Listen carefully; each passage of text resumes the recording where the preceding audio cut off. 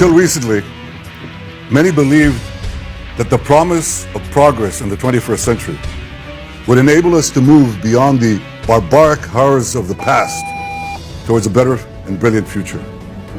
Many believed that we could go about our comfortable lives and that evil will simply pass us by. It will not.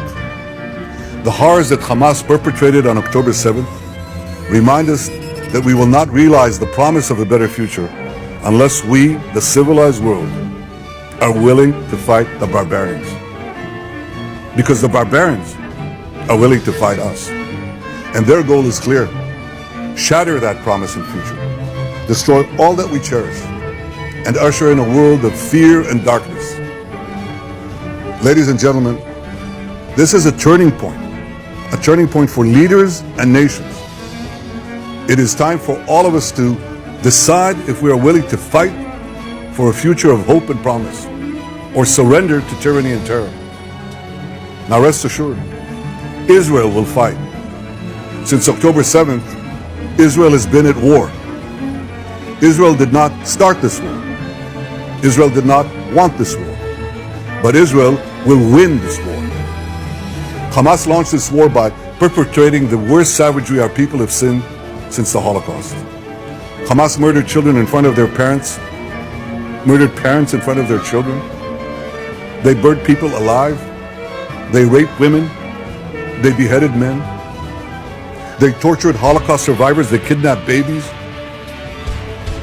They committed the most horrific crimes imaginable.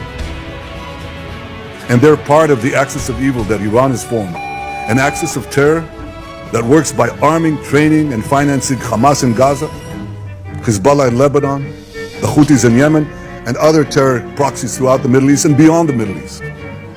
In fighting Hamas and the Iranian axis of terror, Israel is fighting the enemies of civilization itself. Victory over these enemies begins with moral clarity. It begins with knowing the difference between good and evil, between right and wrong. It means making a moral distinction between the deliberate murder of the innocent and the unintentional casualties that accompany every legitimate war, even the most just war. It means holding Hamas responsible for the double war crime it commits every day by deliberately targeting Israeli civilians while deliberately using Palestinian civilians as human shields.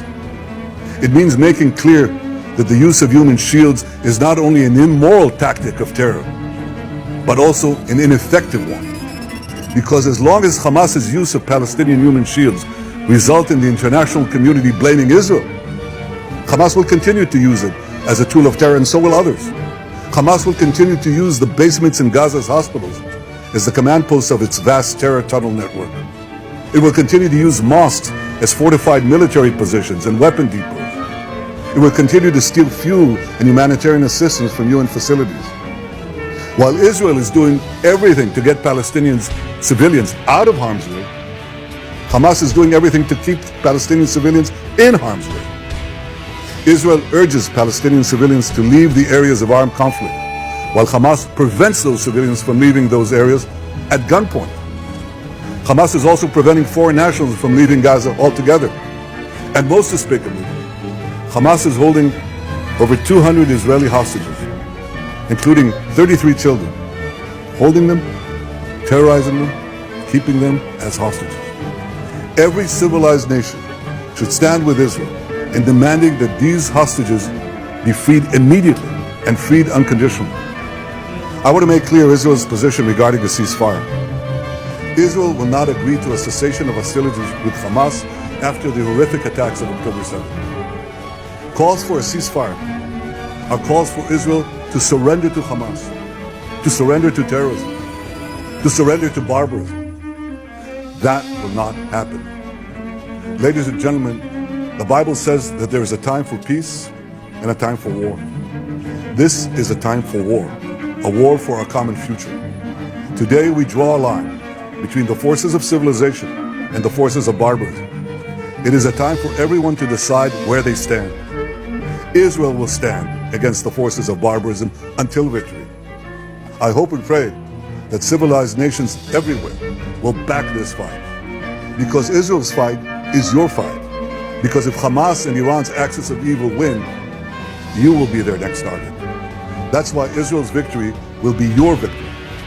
But make no mistake, regardless of who stands with Israel, Israel will fight until this battle is won, and Israel will prevail. May God bless Israel, and may God bless all those who stand with